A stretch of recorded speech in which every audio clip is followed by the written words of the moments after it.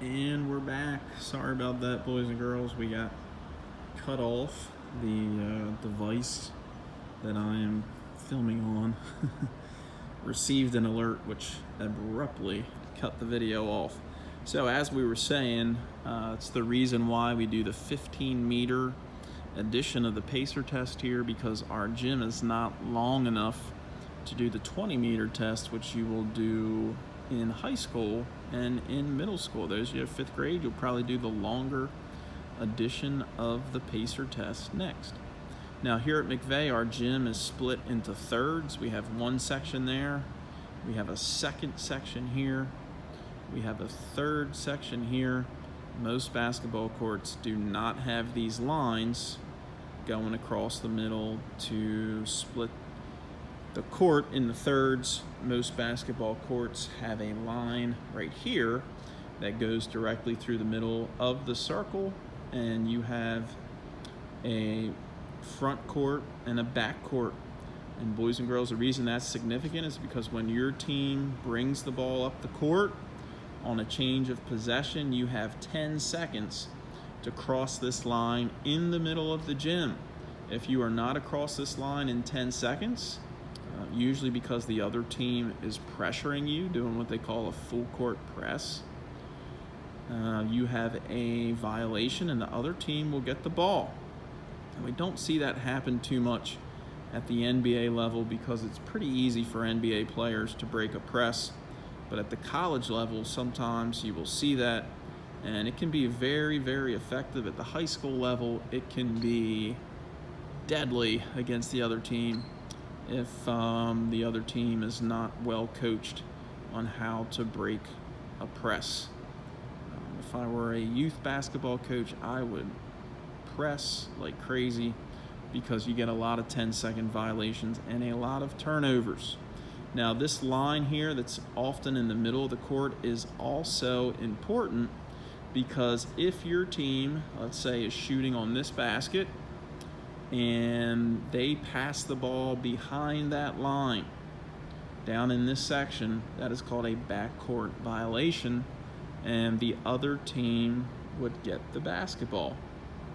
Okay, so you don't want to do that.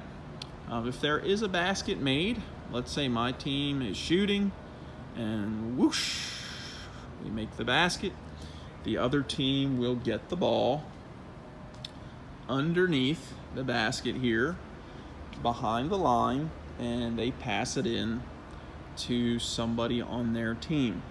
If play has been stopped after a whistle, after a basket, let's say that the coach calls a timeout, then you are allowed to run up and down this sideline here in order to throw the ball in. Many kids make the mistake of passing the ball in directly under the basket, and they actually throw the ball into the basket. So you always want to make sure when you inbounds that you are not standing directly under the basket, but a little bit to the side. But after a timeout, you're allowed to run up and down this sideline here, and you will see well-coached college teams or sometimes NBA players doing that. Okay, although in the NBA, after a timeout, a lot of times they will inbounds the ball up here at half court. Okay, in this section. That's only in the NBA. So boys and girls, these are some of the rules to the game. Miss seeing all of you sitting out here in your squads on your spots, and really hope to see you guys next year, hopefully in September. We get back to things here, but thought I'd do a special video from the gym today. In case you don't remember what it looks like, here it is. Boys and girls, don't forget to get out there and vote in June for the referendum. Very, very important that you tell your families that you come out and vote for kids, vote for students, vote for Christina School District to succeed. And lots of information about that on the district's website. But please, please, please encourage your families to come out and vote, and that we can have a somewhat normal school year next year and don't have to make a whole lot of changes that could negatively affect a lot of great things that we're trying to do here at McVeigh and in Christina. So please do that. I'll see you guys tomorrow. Please join us. Join us on all these videos. We're doing a lot of instructional videos. We're still doing some exercising too, but doing a lot of instructional videos as the days go by here this month. So do your exercises, do your jumping jacks, your push-ups, your sit-ups, and your running in place. Do some of the new exercises that we've learned. And boys and girls, miss you a lot.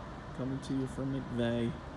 I'll talk to you guys tomorrow. Hopefully you learned some things about basketball and all these lines here on the court. See you later. Bye-bye.